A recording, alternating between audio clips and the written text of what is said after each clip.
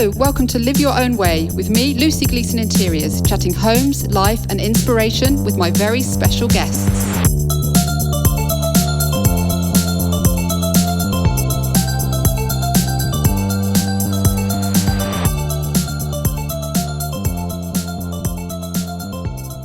This week I'm having a lovely chat with best-selling author Sally Coulthard about her new book, Biophilia, as it's a fascinating subject. When I first heard the word, I thought it was just about adding plants in the home, but it is so much more than that. Sally has written 22 books in total and also writes monthly for Country Living, so she's a fountain of knowledge. Hello, Sally, how are you? I'm very well, Lucy. How are you?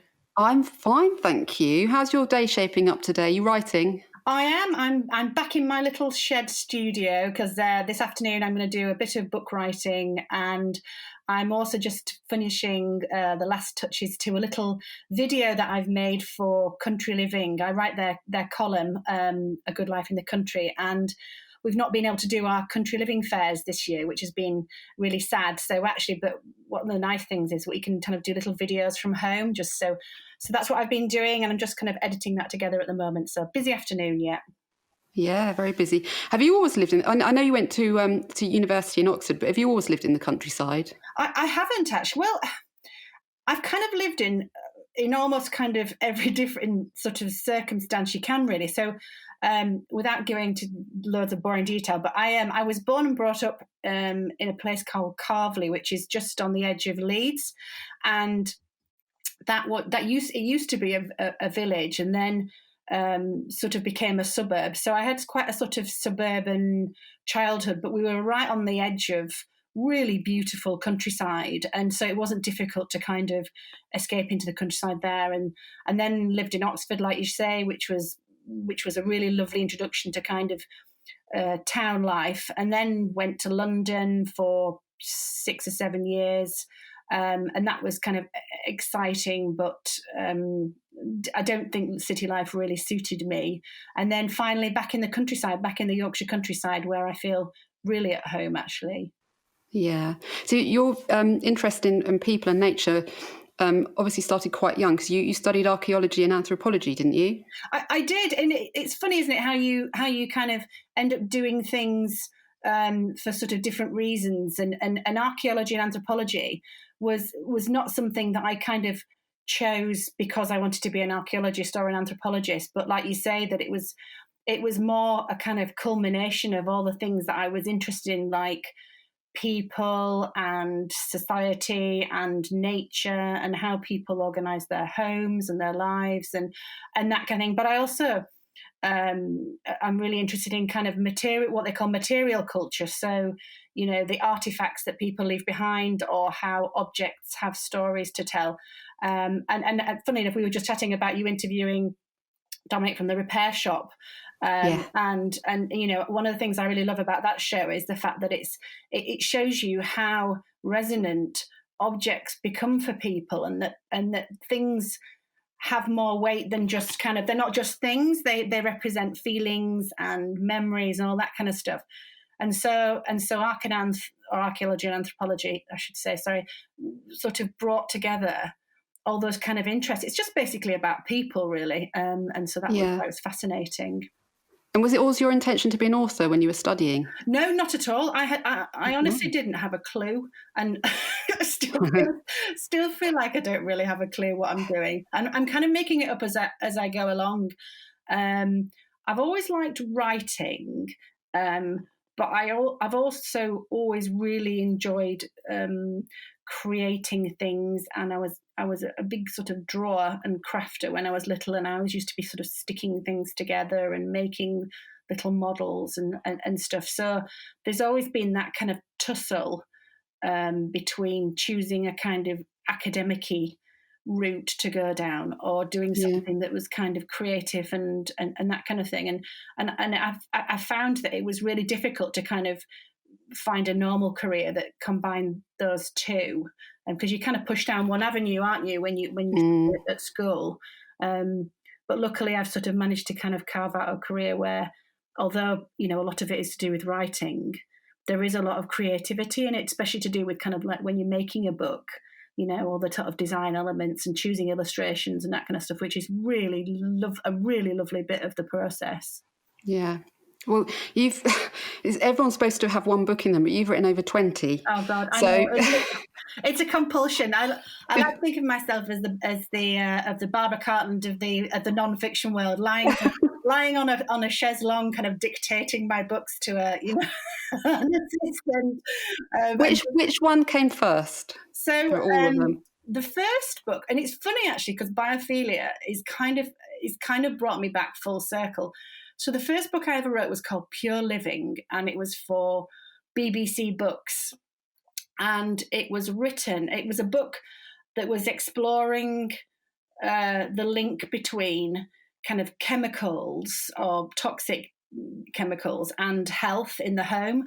And right.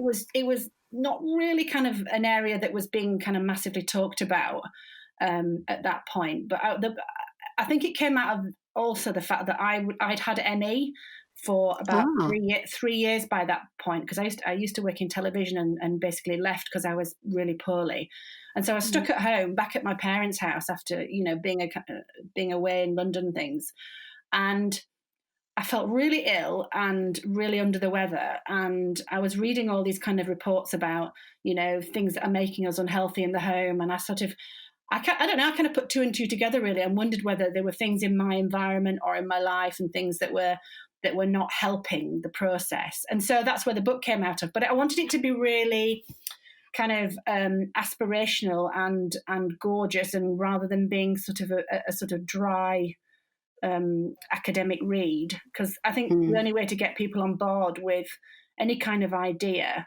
is to kind of make it attractive and make it something that you'd want to do. And so so that was the first book really. So it was a kind of beginning of a journey of writing just kind of things that sort of writing about things that interested me. Okay, I'm really interested in you. Perhaps we can talk about it a bit later about you having had ME, because I had a similar thing, and that's when I sort of changed my lifestyle. And I worked in TV as well, really? So very interesting. I wonder if our paths probably More than likely. So jumping 20 books ahead, and this year, Biophilia has come out, hasn't it? Yeah. So what's the inspiration behind this particular book? So the idea of Biophilia, I suppose, has been kind of milling around in my head for maybe 3 or 4 years. And I'd been reading an increasing amount of kind of research and news articles and things about the relationship between the natural world and health and well-being, and whether there was some kind of disconnect between how we were arranging our cities and schools and homes and workplaces and all that kind of thing, and why we were feeling sort of so ill at ease in our environment. And there's been loads of books like Nature Fix and things like that, which have been real trailblazers, which were sort of people writing about how healing nature has been for them. And so I wanted to kind of write something that combined my interests, which is kind of home life and interiors and craft and that kind of stuff, with a kind of scientific look at what the research was about nature and health and that kind of thing. So that's where it came out of. And I'm a massive believer in the healing power of nature, and I don't mean that in a kind of let's all hold hands and skip through the fields kind of approach. more that just being surrounded by fresh air and greenery and the rhythms of nature and all those kind of things tend to kind of make us feel calmer and better and less stressed and all that, because that's been my experience anyway. Yeah, because when people hear the word biophilia, I know I used to until I learned a bit more, they consider it just to be about plants, but it's so much more than that, isn't it? It really is. And I think the problem is, there's two problems really. One is that it's a bit of an odd word. And when I was talking to my publishers about this, initially, I think they were a bit reluctant to kind of even go with the word biophilia, because it doesn't really say what it is unless you know what the Latin definition of it is. It's sort of something that doesn't kind of spring out at you. But I was the Latin word, the Latin means love of life. Is that right? Exactly so. But I was sort of, my argument was, we didn't know what hygge meant and lagam and all these kind of phrases that have now become, or words that have become part of our design vocabulary. And that I thought that biophilia was something that people could kind of understand when they knew what it meant. And so I was really insistent that we kind of we kept with that idea, but also that people have been talking about biophilia for decades, but it's been in quite a sort of narrow field of interest, so mainly kind of architecture and cityscapes and kind of civil architecture and stuff like that, and it hasn't really kind of broken through into the mainstream. So I was really keen that kind of it became a sort of, hopefully, a sort of household term that people kind of, can get on board with. Yeah, definitely. And it's not like just a conventional guidebook because of all the facts, although it's really beautiful aesthetically. So was that your intention, just to make it more factual?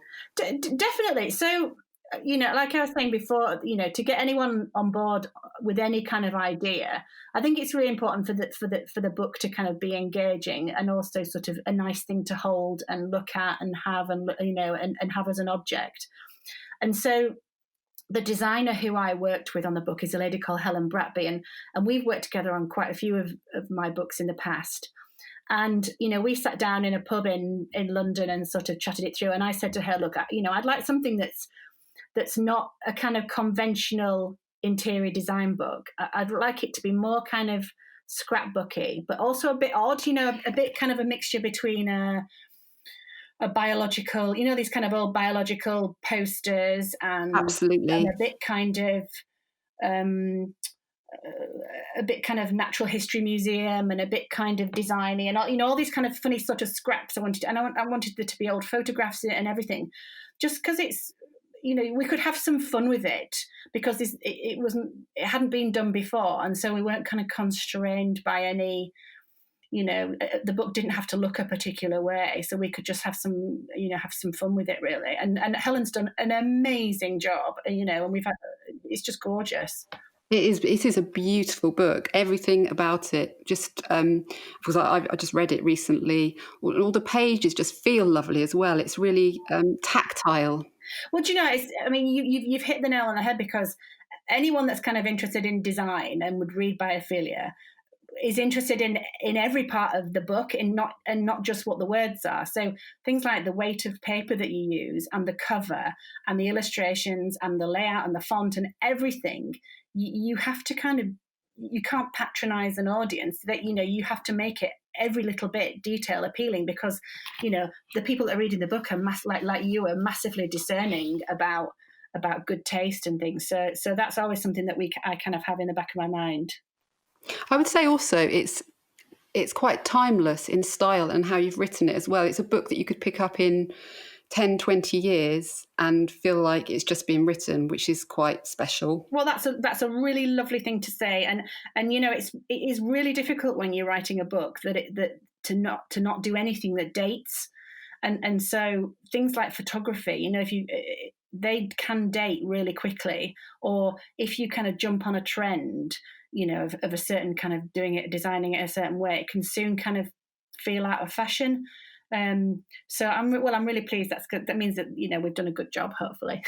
Oh no, you definitely have. And I love the colour theory in the book as well, about how different colours can make you feel a certain way. Especially just recently we've all been at home a lot, and I think it'd be a really good reference book for people about they might feel uncomfortable in a room somehow, but not be quite sure why. Yeah. Colour theory is a really kind of interesting area, because I'm really kind of conflicted about it, because on one hand, my sort of scientific approach to stuff, there isn't a lot of proof behind a lot of colour theory. So, people say things like, oh, red's a really energizing colour, but blue's a really, depressive colour, and that kind of thing. And actually, for the most part, it's not true, and that there is very little research that kind of proves that certain colours have certain effects, because most of the way that we relate to colour is because of our cultural background. So, for instance, in England, red means certain things and can mean danger and that kind of thing. But, in say China or some of the Far Eastern countries, red is a hugely kind of a colour of kind of good fortune and privilege and that kind of thing. So colour is tied up with lots of sort of different cultural associations. However, that said, I think there are some kind of universal experiences of colour, especially related to how strong they are. So I write in the book about kind of using hues and tones differently, and the fact that kind of pale colours create a different response than really sort of bright colours, or dark colours create a different reaction or a different feel than other kinds of shades and things. So there isn't any such thing as a kind of right or wrong colour. It's more about kind of application of it, and it's also about how you use colour sort of sparingly. So in our natural environment, or we don't have masses and masses of bright colour all the time. We have a lot of kind of muted colours, sky shades and green shades and earthy shades, and colour is used. Colour appears in kind of small amounts, but that's where it's really effective. And so that's kind of something that I've talked about in the book. It's just sort of, not going absolutely bonkers with tons of bright colour, because it can make you feel really sort of overstimulated. Anyway, sorry, I'm waffling about colour theory. No, it's interesting. Honestly, you could talk about colour all day to me. I'm very happy to. Do you find that there's colour is there's no sort of rules particularly, but yeah, absolutely. And I think you just start off, if you're particularly keen on a colour, start off with it and try it out, see how you get on, and then I think I heard you say somewhere else that your room is a blue, completely blue, and mine is too, and it's so calming and relaxing. I feel cocooned in it. Completely. Do you know, funnily enough, actually, only this week I've been redecorating my teenage daughter's bedroom because she's fed up with looking at it. And to start with, I painted all 4 walls grey, and instantly it felt oppressive. It was too much, because I don't really like doing feature walls and that kind of thing. It's not my cup of tea. But the moment we both stepped in the room, when it was kind of dry, we thought, oh God, it's not worked. And so we ended up repainting one of the walls a kind of snowy white, and the whole feel of the room changed because the weighting of the different colours had changed, and it was completely transformative. And it just shows you that that sometimes you've kind of just got to sort of use a really sort of instinctive approach to colour and how it makes you feel at any particular time. Definitely. Yeah. I found it interesting, some of your facts in there, one of which was about mineral pigments lasting longer in paints, which is quite good to know as well. Well, I'm not particularly a fan of Farrow and Ball paints over any others. I think Little Green Paint Company and Bulmer Paints, and there are loads of fantastic companies doing really high quality paints that have got really good high quality pigments in them. And, I know some people sort of say, oh, yes, I choose a shade from, the Farrow and Ball card, but then I get it mixed up in a just a normal bog standard paint. But I just kind of, there's something about the way the kind of pigment and the flatness of the paint changes with the light through the day and stuff. That I just don't think it's replicable in sort of cheaper paints. And also just kind of eco-friendly wise, I want to buy paints that are not going to, cause breathing problems and environmental problems and stuff later down the line. So, I'm a massive believer in sort of, spending a little bit more money and getting something that's going to last. Yeah. I feel the same, to be honest with you. So, so moving on, Sally, why do you think, from having written this book, that we get more interested in nature as we get older? Because I certainly am. I'm becoming much more plant friendly and wanting to nurture plants more in the house as well. God, that's such a good question. Do you know, no one has ever asked me that before, and I've never really thought about it. But you're absolutely right. Because I remember going around gardening centres when I was a kid, being dragged around by my parents and thinking, God, this is boring. You know, how can anyone be interested in gardening and things? I think the truth is that the relationship with nature changes as you get older. I don't necessarily think you get more interested. So when I was little, and I'm seeing it in the little, I've got 3 girls, and the 2 littlest are still little enough to be absolutely passionate about insects and little mini beasts and, you know, nature hunts and all that kind of stuff. And they love growing seeds in the garden and that kind of thing. And that's how they're engaged with nature on one level, and they're really passionate about it. And then my eldest daughter, who's a teenager, she likes nature, but she's more interested in the kind of patterns and design element of it. And then, you know, as you get older, maybe when you start owning your own property, you know, gardening becomes, and if you're lucky enough to have a nice garden, you know, a garden that you can kind of go out in, I think that's when you start to become interested in gardening and things. I don't know, it's a funny one, isn't it? And you know, when you're a little kid, you don't really like being dragged around on a walk. But when you're older, you know, we love going on walks and things, my husband and I. I don't know. It's something I've never really sort of thought of. It's the gentleness of it, isn't it? I mean, maybe as you get older, you don't need the kind of bangs and whistles of nightclubs and stuff, and that you get your kicks from, you know, walking in woodland and stuff. But I don't know, maybe that's me becoming old and floshy. No, I honestly, I could walk all day, especially in the last 3 or 4 months, you know, when we've been at home. I so look forward to our daily walk. It's really, you know, the fact that Biophilia came out pretty much the day we went into lockdown.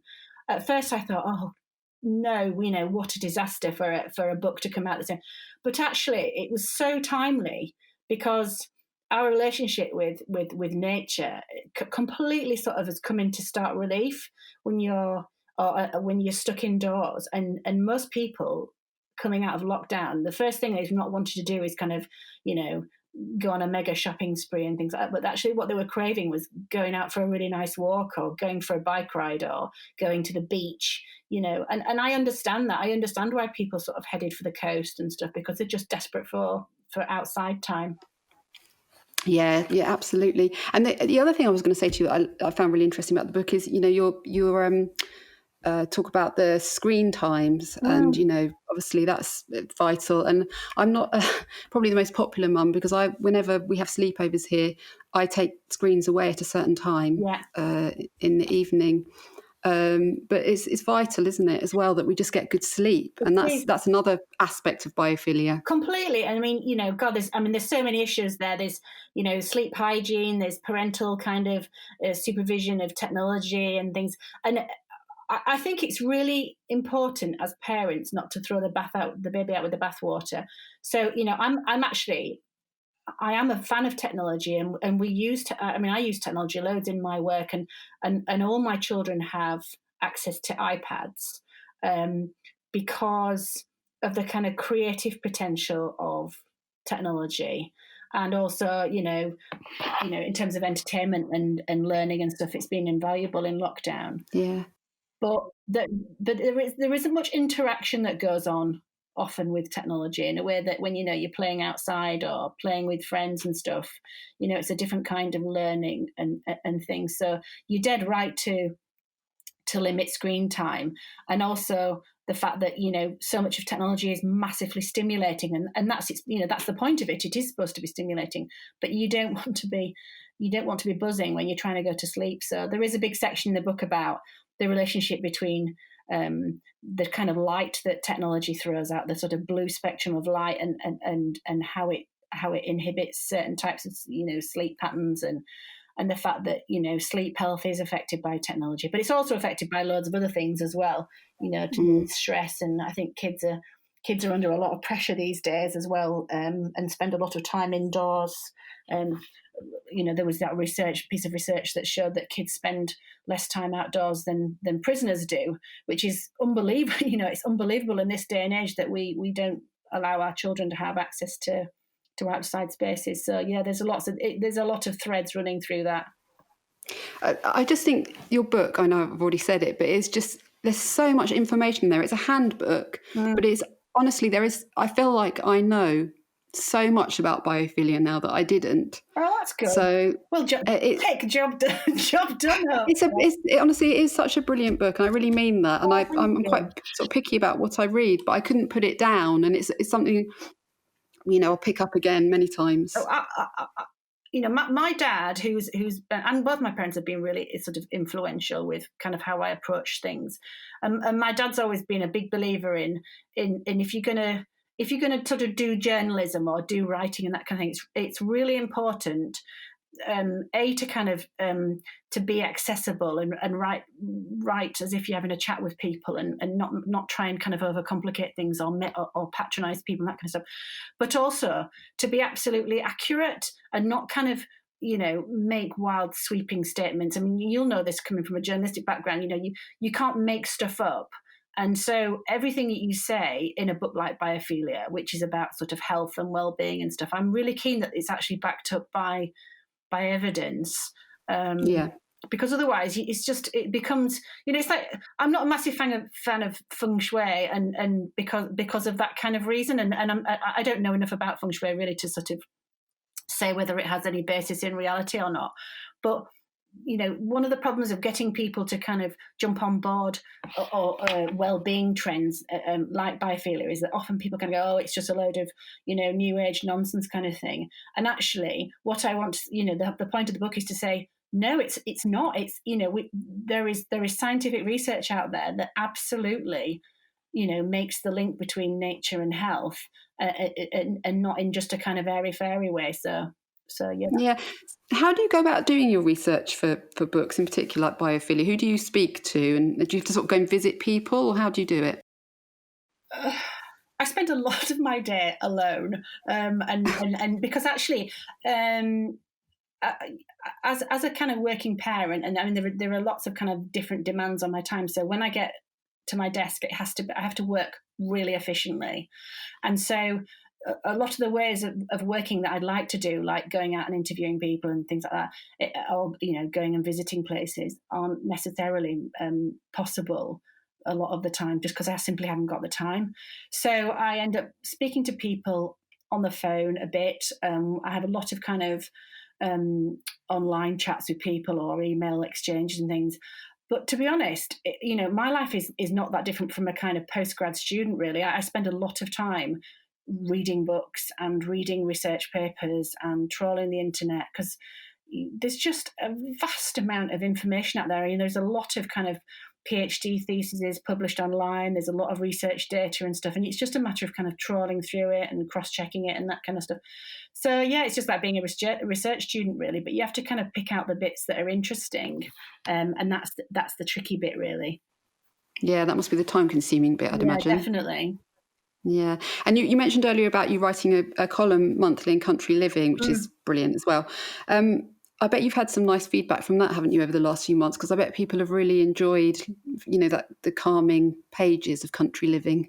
Do you know, it's I love doing the Country Living thing because it's a complete antithesis to the kind of hardcore research that I do for quite a lot of the books, because it's a bit like writing a diary, and I can just write about my experiences, and it's much more kind of narrative and fluid, and I can think, oh, what am I going to write about today? Oh, I'll write about picking blackberries, or what have the chickens been doing today. So it's a much more freeing kind of writing, but also I've got to kind of think about what's interesting, because sometimes I sort of think, oh well, people won't find that interesting. That's just it's just what we do on a daily basis. Things like putting mulch on the vegetables or whatever it is that we're doing. But actually, people are interested in that kind of thing.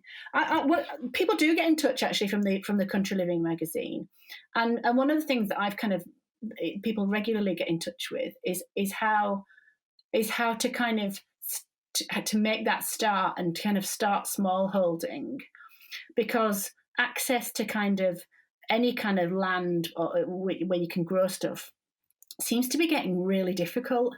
And so, things like allotment schemes are getting less and less, and, the price of rural properties is rocketing and stuff. So I don't know, there's, I think people, I feel very fortunate that we kind of moved here when we did, because I know that it's not difficult. I know it's not easy, for people to kind of, get on that, get into the countryside and start growing stuff. But there are some fantastic urban growing schemes as well, though, and there are ways and means, I think, if you want to get involved.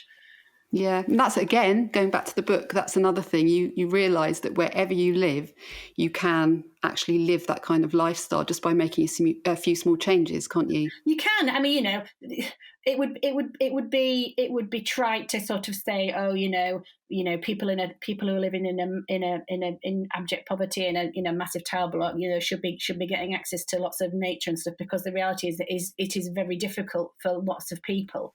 However, there are some amazing schemes that are going on in city centres, not just in the UK, but, in America and all over Europe and things. And I do keep in touch with organisations. Like, there's a fantastic one called Trees for Cities, and they've got branches in, excuse the pun, in New York and London and things.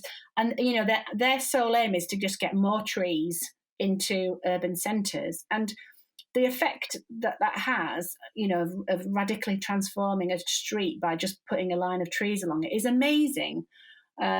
Or bees. I mean, urban bees is a huge movement. And actually, bees actually often have a better time in urban environments than they do in the countryside, because there's such a diversity of plants in people's gardens. People's back gardens are much richer sources at the moment of kind of different plants than a lot of the kind of monoagriculture that you get in the countryside. So yeah, there are lots of different opportunities. It's a really exciting time, I think, to be in kind of urban design. Thinking of ways of incorporating nature into the cityscape. Yeah. And are your girls inspired by your work? Do they sort of get out into the garden and want to plant and dig? Whatever mummy does is always uncool. No. They're all, so it's 3 girls, and my middle girl is really outdoorsy and loves kind of being outside, and my youngest is she's pretty outdoorsy, and the oldest is not so much. I think I'm really keen for them to see a woman work for a start, and that it is possible to be a mum and have a career. So I'm not too bothered if they're not kind of super kind of naturey, as long as they're sort of interested in kind of being independent and that kind of stuff. But actually, luckily, just because we live on the farm and there are loads of sort of things going on, I think they quite like it. But you never know. Kids are always kind of interested in doing other things as well that you don't want to do. Like, they want to go to London and go on the London Eye and, that kind of stuff, rather than kind of poodle around on the farm. Yeah, roll on 20 or 30 years and they'll be happy to go for a walk, like me. I keep saying that to myself. Do you know, when you're older, you'll really appreciate this childhood. And I think, oh, God, I'm my mum.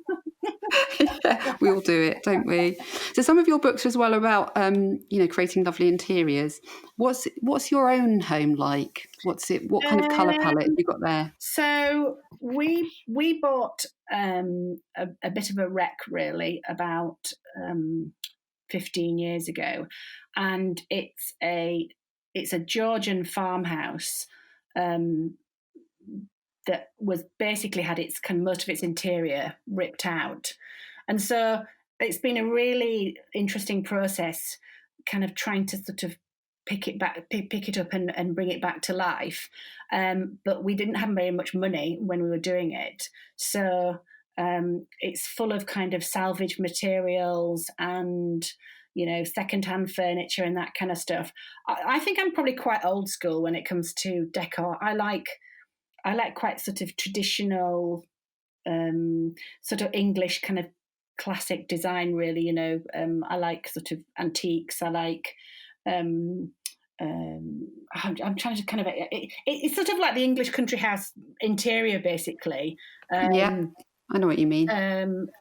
That you sort of you buy the sort of best quality you can afford and then keep it forever, basically. So we've got a kind of lot of sort of hand-me-downs or things that my husband's parents have passed on to us and that kind of stuff. But because it's a family house, it constantly drives me mad because the whole thing is a mess most of the time, and paint being chipped off left, right, and centre, and I've got grubby handprints everywhere and things. But that's just a family home, and you can't really do much about that. So, but I love it, and I really, I'm such a home bird, really, that I'm happiest when I'm there. Yeah, it's nice that you get to work from home, isn't it? If you're a home bird, and you've written a book about crafting.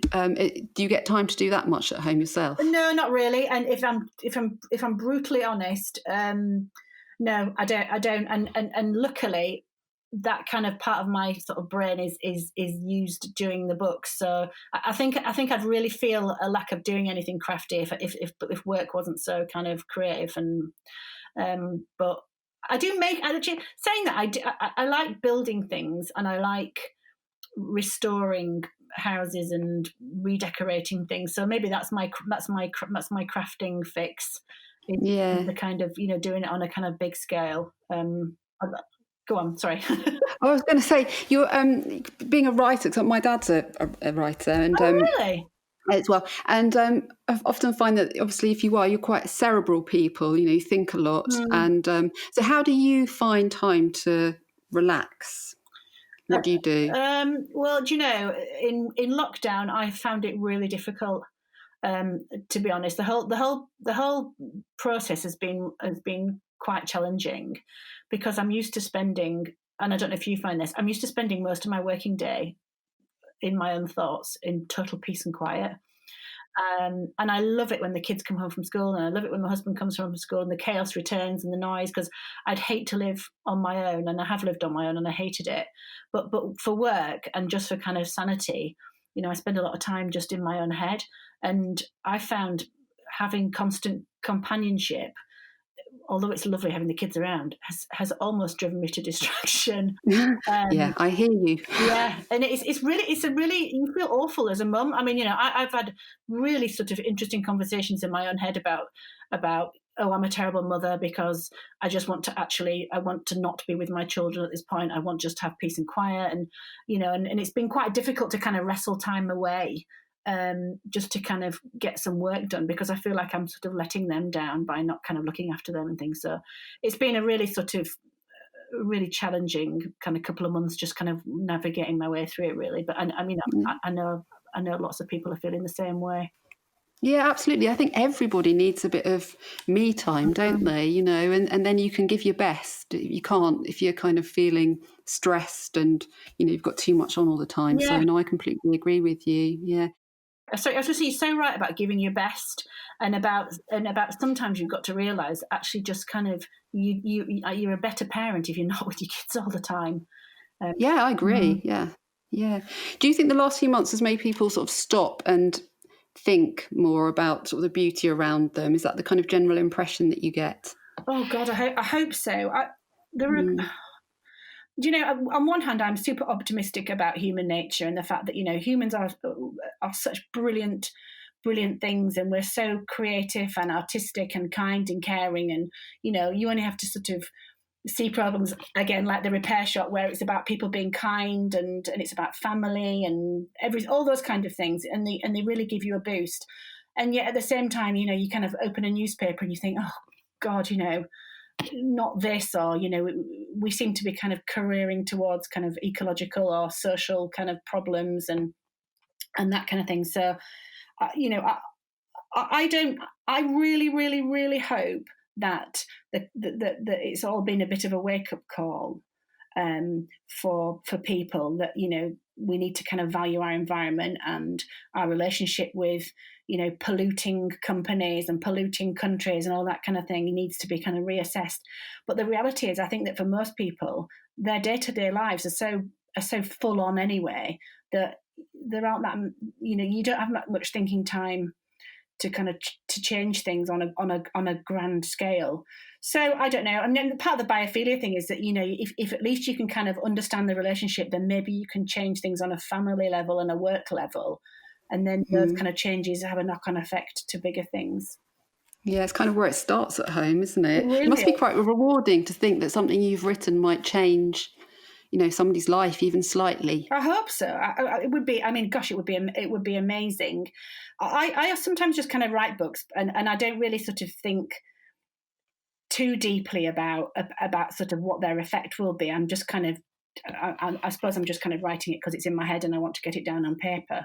But it would be so fantastic if, for instance, biophilia became a core part of any kind of, say, school environment or a work environment where, just as like health and safety has to be, or regulations about toy safety, if biophilia had to be incorporated into every workspace so that people were healthy, or in any kind of educational environment, that would be amazing. I can see it happening, to be honest with you. I think it's heading that way. I know a lot of parents I've spoken to have all said that they've thought a lot more now about how they're living, and some people have made some quite big changes really in the last few months, or they want to make some changes to how they work and maybe work at home as well from now on. Hasn't it been brilliant though to realise that you don't need to kind of do all this kind of commuting all the time, and that so much work can be done and really efficiently from home. But working from home is a skill, and it's not for everybody. And people kind of need help from that. And I think it's particularly difficult for women because, especially if you've got childcare issues and so you can't work from home and look after kids at the same time. I've tried it and it doesn't work. No, it's one or the other, isn't it, really? You can't do both. It really is. So what are you working on at the moment? Have you got any more books coming? I know there are a couple of books that have just come out recently, aren't there? There's The World According to Sheep. Is that one? It is. So I know it sounds like I'm just pumping books out, and it's just because they were all lined up. They've all been lined up for years, and they kind of I maybe have like three a year come out, but they tend to be about lots of different subjects. So I hope there isn't too much crossover. So when is it? So next month is August, isn't it? And so I've got a book called A Short History of the World According to Sheep coming out. And this is a bit of a kind of new direction. This was a book that one of my publishers asked me to write. And it's basically a kind of history. It's a history of the world and how it's been affected by sheep. And it sounds like it would be really boring, but actually it's fascinating because it's about food and fashion and crime and punishment and parliament and lawmaking and all these kind of things. And that basically, especially England, but all over the world, pretty much the wealth of our country was built up on the backs of sheep. But there's everything from kind of, how the first condoms were made from sheep intestines, or that, Really? Yeah, and or that lanolin has been, which is the grease that comes off sheep wool, has been used as a kind of beauty treatment since Roman times, or, there's so many aspects to it. And it was a massive learning curve for me while I was doing it, because I had no idea. So yeah, but it's fun. It's a really it's like a kind of funny kind of trip through history, really. And I kind of go all over the place really with it. So that's really fun. So that's coming out in August, and then is it Book of the Earthworm? Is that another one coming out? I love your titles. Thank you. So this was about. I write lots of these kind of little handbooks about single species. So I've done one about the hedgehog and about bees and stuff. And I wanted to write one about earthworms because they seem on the face of it like they'd be a really dull topic to write about. But actually they're completely critical to the ecology of the world. And without earthworms, basically, we'd have no food, we'd have no wildlife, nothing, because they're the engineers of the soil. And I wanted to kind of dig a little deeper, if you'll excuse the pun, into what they're doing. What's going on underground. Do earthworms have sex? Why do they if you chop one in half, does it regrow? Does it? That's a good question. I've always wondered that myself. Well, the answer is, if you're interested, is that if you chop an earthworm in half, it depends where you chop it. But basically, if you chop it in half, the bottom half of it will die, and the top half that has the head will maybe be able to grow another half again. But it's not always. It doesn't always happen. So the idea that you can chop a worm in half and you get two worms is not true. And the worm really doesn't like it, and it may grow back a little bit of a tail, but but not, it doesn't necessarily. So Hmm. yeah, there's loads of kind of, the questions that kids might ask, like why do earthworms come up when it rains, or what animals eat earthworms, or what do earthworms eat, all those kind of questions. So that was really fun, and so that's coming out in, I don't know, November, I think. Right. And then I've got one more book coming out, and I promise I'll not bring out any more then. Oh no, please do. Please bring out more. So next spring, I've got a book called Floriography coming out. And that is the magic and folklore and myth associated with 50 different flowers. And it's really, the illustration in it is beautiful. I've never, ever, I've worked with a lady called Clover, which I just think is a Clover Robin, which is a great name. What a lovely name. I know. And she's a huge deal on Instagram, because she does these kind of beautiful paper collages.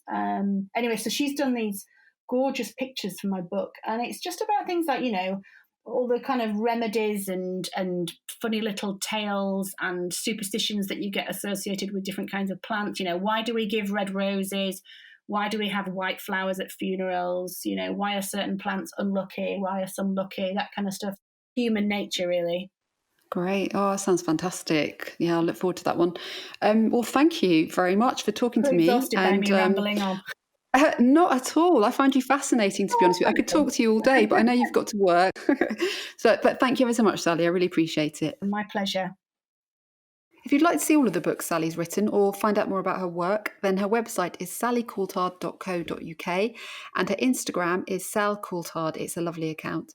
I'm chatting next time to Dominic Chinier, one of the core experts on the fantastic BBC One's The Repair Shop.